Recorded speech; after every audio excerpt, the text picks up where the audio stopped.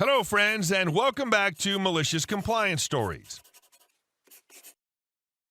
We start our video with another story about crazy people, and in the end, the lady got arrested. She totally deserved it.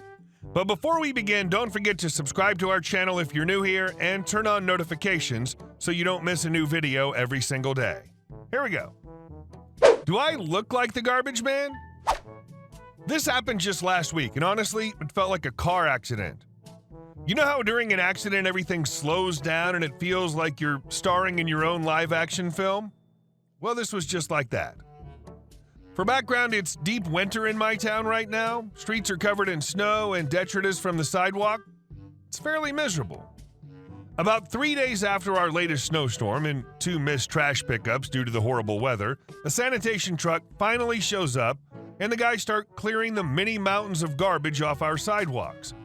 I look out the window and think, thank F. It was getting downright bubonic out there. I'm heading out to warm up my car and hit the road. Tuesdays, we have weekly check-in with our corporate overlords in California. Even before I get outside, I can hear honking. Not the beep beep, excuse me type, but the lean on your horn, I've passed out dead kind. I get outside and it becomes pretty clear what the hubbub is about. The garbage truck's taking up a good lane and a half, as they do. And in the other lane, 2 cars are squared off bumper to bumper against each other with a line of cars behind each. The cars behind Tyson and Holyfield are honking like mad bats, while in the cars squaring off, one guy has his arms crossed staring at the opposing lady who's screaming at him and gesticulating wildly with her hands. The garbage truck has seemingly been abandoned. It's just sitting there like a beach diesel blue whale.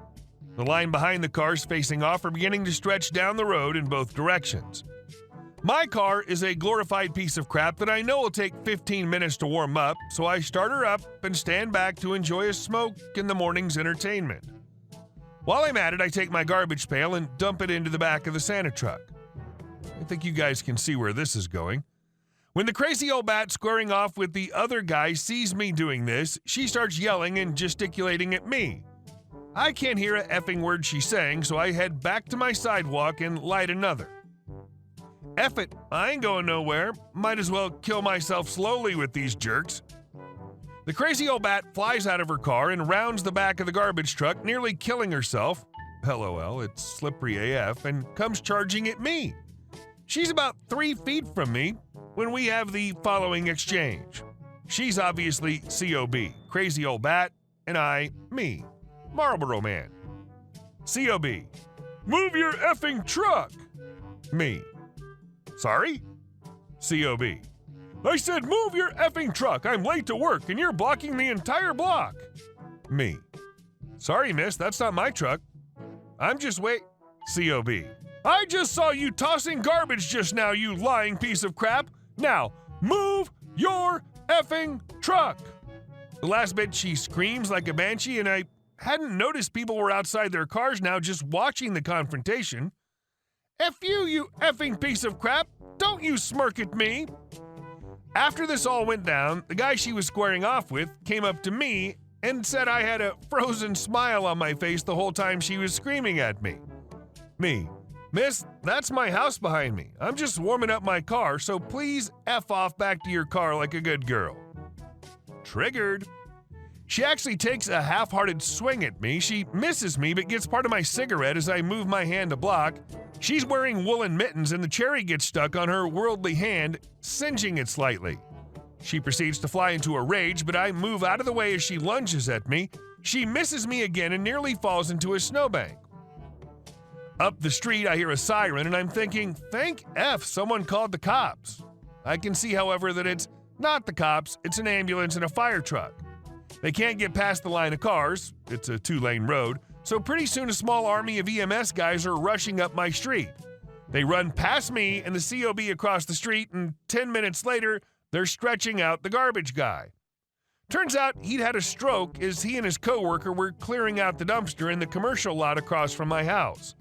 The guy just collapsed, and his buddy was by side on the phone with EMS. Cops showed up and traffic started moving again. The COB started yelling at the cops about how I assaulted her and I was pretty close to being taken into custody. That is until about 10 people walked up to the cops and told them the real stuff of how it went down. COB was put into cuffs and her car was towed. It was all pretty sweet, but a bit too much for me. I came into my morning meeting 40 minutes late and apparently still wearing a frozen smile across my face. If I'm asked to press charges, I will. Not sure I even need to. She dug a pretty nice hole for herself. What scares me about this story is how easy it is for somebody who's basically minding their own business and innocently observing to be called out as the aggressor by the police simply because someone lies and the police jump to the wrong conclusion. And our second story. Visitor takes my assigned residence parking spot, won't move it until he's done. The designated parking space for our flat, or apartment if you like, I'm British, was right outside the main door of the building. This proved to be a bit of a curse as I'd often return home to find people had parked in our space. It was never any individual consistently, it was generally one-off visitors, so there was very little I could do to stop this. I took to blocking them in so they'd have to buzz the intercom up to my flat and sheepishly ask me to let them out. I'd have some fun with this, and over time I developed some great passive-aggressive, sarcastic responses to annoy them. All of the residence spaces in the car park are very obviously marked with the flat numbers, so anyone parking there knows exactly what they're doing and are simply being both lazy and ignorant. But on to the story. I'd returned home from a long day to find an estate agent's realtor's car in my space.